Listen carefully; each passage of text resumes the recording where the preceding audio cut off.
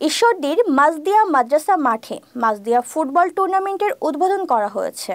শুক্রবার বিকেলে অনুষ্ঠিত উদ্বোধনী ম্যাচে মাজদিয়া ফুটবল টুর্নামেন্টের জয়পুরহাট একাদশ ৪-৩ গোলে নাটোরের গৌরীপুর খেলোয়াড় কল্যাণ একাদশকে পরাজিত করে বিজয় শিরোপা অর্জন করে।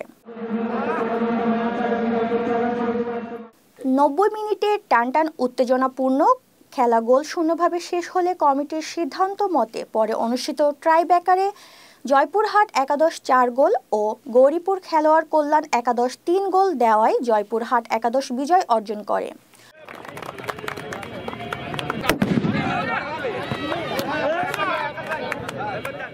উত্তেজনাপূর্ণ এ খেলার শুরু থেকেই মাঠের চতুর্দিকে কয়েক হাজার দর্শকদের মধ্যেও উত্তেজনা ও আনন্দ উপভোগ লক্ষ্য করা যায়।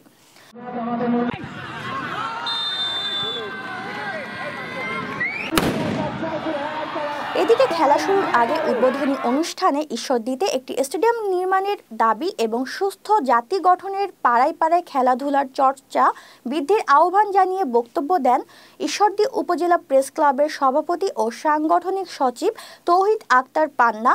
এছাড়াও আরও বক্তব্য দেন অধ্যক্ষ রফি উদ্দিন, সহকারী অধ্যাপক আব্দুল গাফফার খান, অধ্যক্ষ আব্দুর রাজ্জাক, সাবেক পৌর কাউন্সিলর ইলিয়াস হোসেন এলবাস। এ সময় এলাকার বিশিষ্ট ব্যক্তিরা উপস্থিত ছিলেন এবং সবশেষে বিজয়ী দলের মধ্যে বিজয় শিরোপা তুলে দেওয়া হয়। আমরা সবাই করতালি দেই, একটা জোরে করতালি।